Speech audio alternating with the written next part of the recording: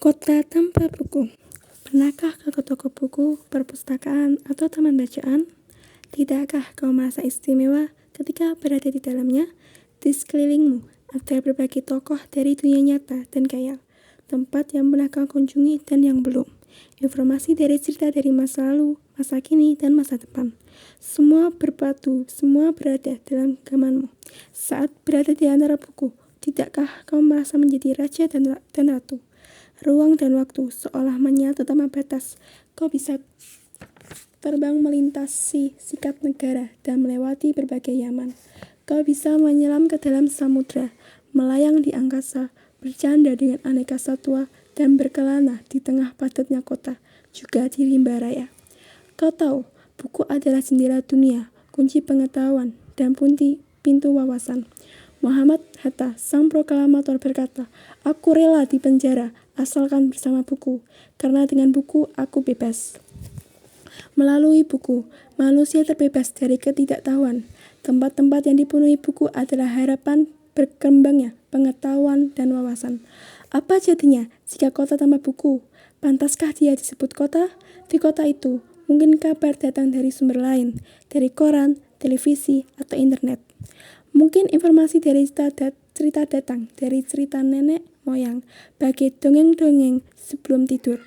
Irama warganya pun tiada beda. Bangun pagi bertebaran di muka bumi untuk berbagi keperluan, untuk kembali pulang siang atau sore harinya.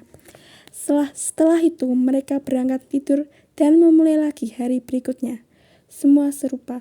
Di kota itu mungkin ada bangunan bernama perpustakaan. Di dalamnya buku-buku berderet dalam rak yang tak terjamah. Tiada tangan meraih dan membuka halaman demi halaman dengan sukacita.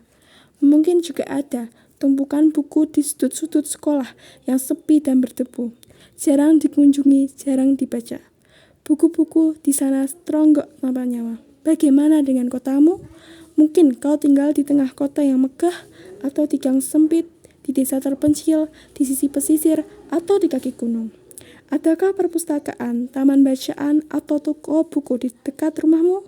Jika ada, apakah tempat itu menjadi wadah berkumpulnya anak-anak dan warga, menjadi pusat berkembangannya wawasan dan pengetahuan, atau hanya menjadi pajangan?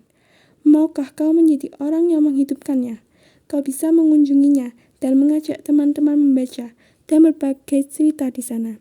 Jadikan tempat itu sumber kegembiraan dan pengetahuan. Jika tempat itu belum ada, maukah kau menjadi orang yang mulai menghadirkannya? Kau bisa memulainya dari sebuah sudut di teras rumahmu. Ajak teman-temanmu memulai langkah baru.